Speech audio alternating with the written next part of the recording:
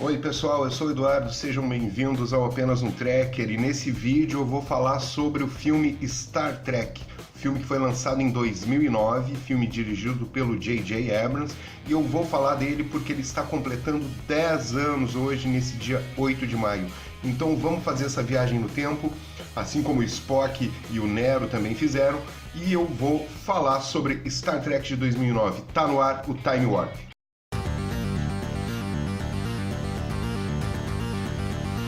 Galera, antes de começar o vídeo, eu peço a quem está assistindo que se inscreva no canal, deixa o seu like, né? Não esquece de tocar lá no sininho para receber as notificações e, por favor, compartilhe aí nas suas redes sociais também. Gente, Star Trek de 2009, Star Trek de J.J. Abrams, é um filme extremamente polêmico, né?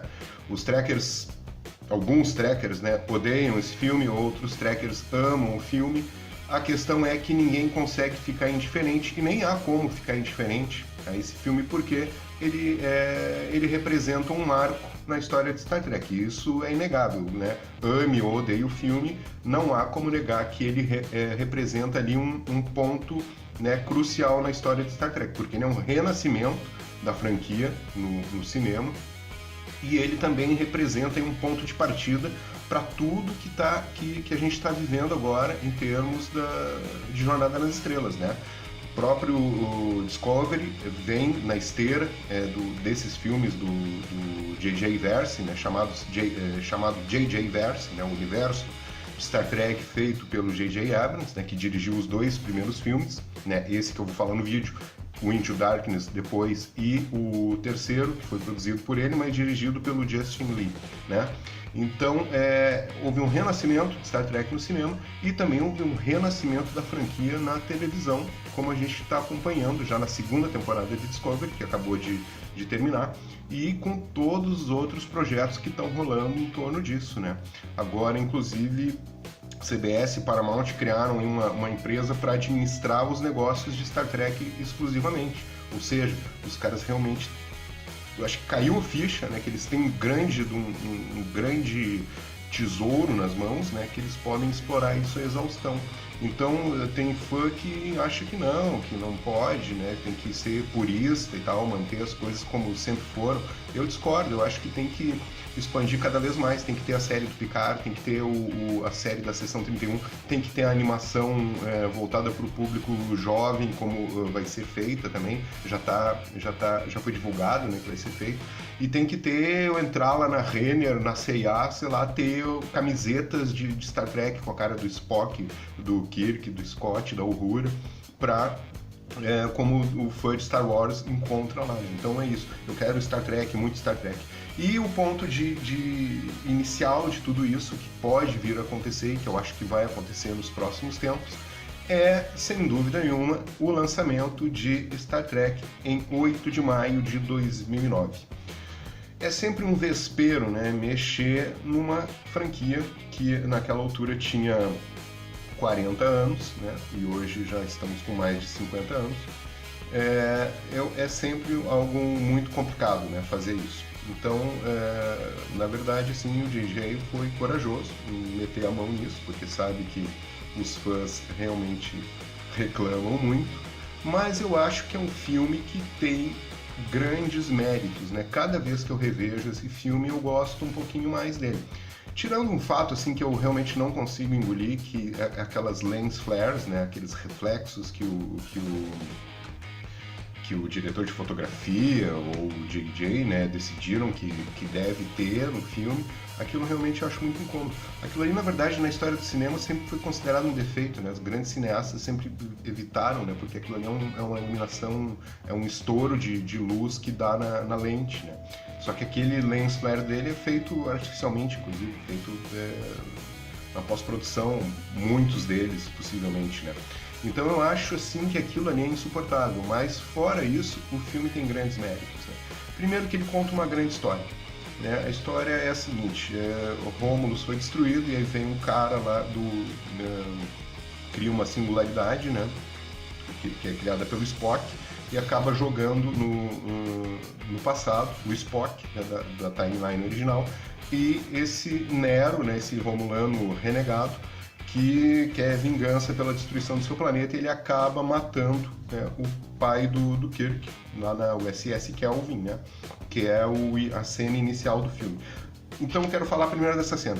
Os 10 minutos iniciais do filme são fantásticos e são feitos para prender a atenção do tracker, né? Não só do público em geral, que ele consegue pegar também, mas do tracker de carteirinha. Por quê? Porque ele fala em Klingon, nesses 10 minutos iniciais, ele mostra os Romulanos, ele mostra as naves auxiliares, ele mostra o Turbolift, ele mostra o nascimento do Capitão Kirk, embora, né, seja um evento que já está sendo alterado, né, na linha de tempo original, foi alterada pelo Neto, e os filmes do J.J. Abrams então se passam numa linha de tempo alternativa que depois, só depois, eles vieram a dar um nome que se chama de Kelvin Timeline, por causa da USS Kelvin, né? Então, assim, ó, os 10 minutos iniciais do filme já são feitos realmente para capturar os trackers, né? E é muito bem feito. Quando tu senta e começa a assistir, já desde os créditos iniciais ali da tela da Paramount, né, que aparece, com aquele tema maravilhoso feito pelo Michael Giacchino. E esse é um outro destaque importantíssimo nesse filme, né, nesses filmes, né, de Star Trek do J.J. Verse, que é a trilha sonora e o tema que foi criado, né, baseado no tema original, mas que é um tema que tem a sua própria personalidade, né? É uma música que é envolvente e que é muito, muito bonita. E eu acho, então, que esse tema também dá uma personalidade, né, própria para os filmes do DJ, sem ficar tendo que recorrer ao passado o tempo todo. Então também é um ponto positivo, né, desse novo filme.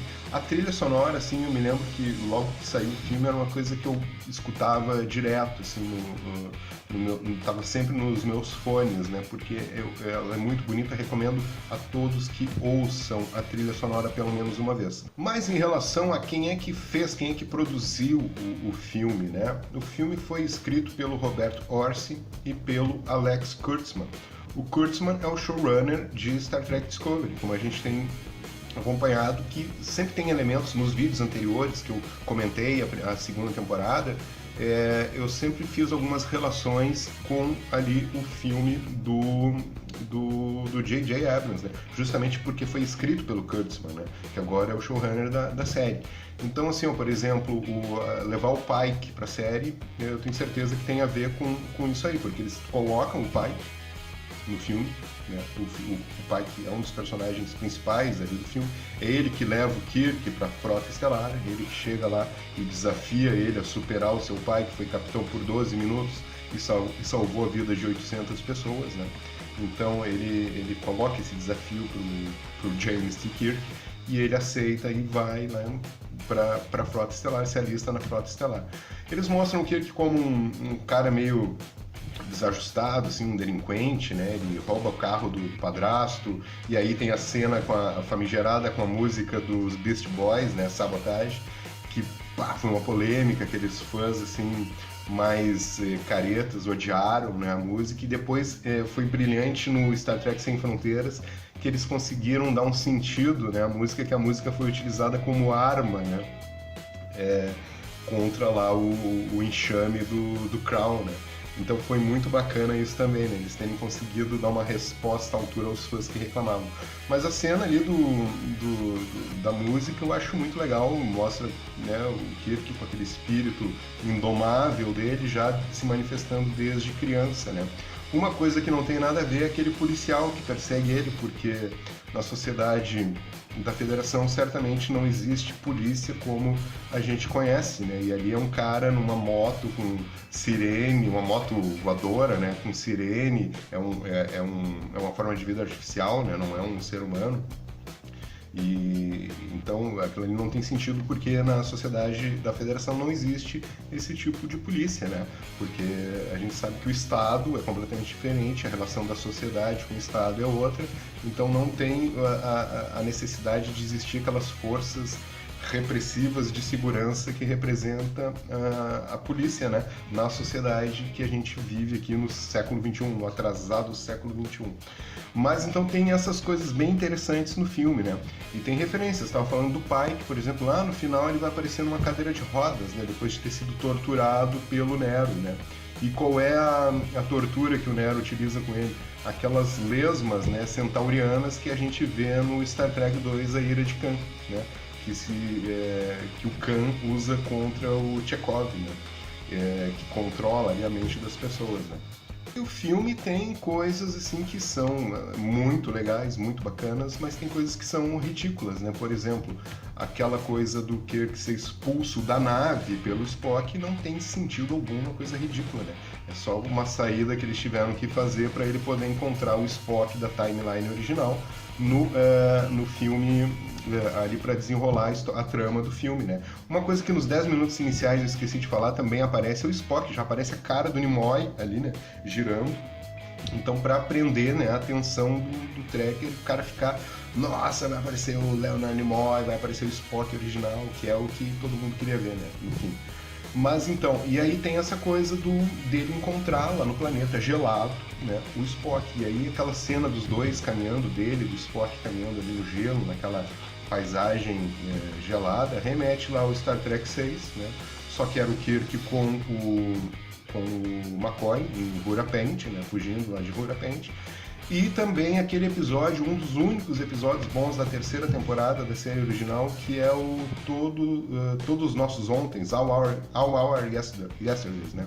Que é um episódio que eles também voltam no tempo, o Kirk e o Spock, e vão lá num planeta gelado, né? Então eu acho que tem essa referência aí também. No filme, se a gente for parar para esquadrinhar o filme, tem milhares de referências, né? Isso é muito legal, eu convido então ao fã que assista o filme e depois comente aqui, né, as referências que encontra no filme Star Trek de 2009, que marca o renascimento de Star Trek nos cinemas. Outra coisa que eu acho muito nada a ver no filme é destruírem Vulcano, não... Poxa vida, claro que daí tá no centro da história, né, o filme é bom, eu gosto do filme, né, mas, puxa vida, dá uma dor no coração a gente ver que o Vulcano foi destruído. Pelo menos foi destruída, né? Depois eles resolveram tudo, inventaram, realmente é uma linha do tempo alternativa, né? Então que é a Kelvin Timeline. Na nossa linha do tempo original, o Vulcano continua lá, né? Assim, não temos maiores problemas. Mas uma coisa que eu acho absurda é a escolha da Winona Ryder para fazer a Amanda Grayson, a mãe do Spock, né? Não que eu não goste da atriz, eu adoro a atriz. Os filmes dos anos 90, ela era um grande ícone assim, dos anos 90, né? Só que, pra mim, a Winona, ela tá associada a fazer sempre personagens, assim, meio malucas, né? Uma pessoa que tu já bota os olhos em cima e tu já vê, isso é uma pessoa com algum problema. E aí, ela tem aquele olhar, assim, aquele olhão meio de louca, né? E aí, pô, nada a ver com a mãe do Spock, né? Mas, enfim, então achei que foi uma escolha aí de elenco meio nada a ver, assim, né? E uma outra coisa que tem engraçada no filme, que eu tava pensando, o Kirk, ele é esganado 3 vezes durante o filme. Ele é esganado pelo Spock, primeiro, quando ele provoca lá a renúncia do Spock, né, do comando da Enterprise, e ele é esganado depois pelo Nero, né, e aí o Nero acaba largando ele de lado ali para perseguir o Spock, né, e também ele é esganado pelo capanga do Nero ali, por um dos tripulantes da nave, que ele acaba conseguindo pegar a arma do cara e matar o cara, né. Então, pô, o coitado do Chris Pine deve ter ficado sem fôlego nas filmagens desse filme, né? Mas para resumir, assim, né, qual é a moral da história do filme, né? O Kirk e o Spock, nesse universo alternativo, nessa linha do tempo alternativa, eles não são os grandes amigos que a gente está acostumado a ver, né, na série original, nos filmes originais, né? E aí o Spock, o papel do Spock, né, da linha de tempo original, interpretado pelo Leonard Nimoy, é fazer com que os dois venham a se tornar amigos, né? Então, no final, até o Spock o novo, né, pergunta pro Spock original, tá, mas não podia ter sido tu pra me falar, e aí a situação toda, e aí o Spock diz pra ele, não, porque eu tinha que fazer que vocês ficassem amigos e tal, né, pra que vocês aproveitassem da mesma forma como na minha vida eu fui amigo do Kirk, etc e tal. Então tem esse lance legal, assim, isso aí ficou bem amarrado, achei bacana, assim, deles terem bolado isso no filme, né. E, claro, trazer a participação do Nimoy, né? Depois ele participa do Into Darkness também. Mas é maravilhoso poder ver que o Nimoy ainda participou dessa terceira geração, né, de Star Trek no cinema. Terceira geração de Star Trek no cinema com participação do Nimoy. O Nimoy, ele é o Nimoy, né? Todos amam o Nimoy. Então, enfim, depois ele é homenageado no Star Trek Sem Fronteiras, que ele já tinha morrido, né? Mas o cara é um ícone, assim, nunca será superado, né, como o nosso querido e bom Spock.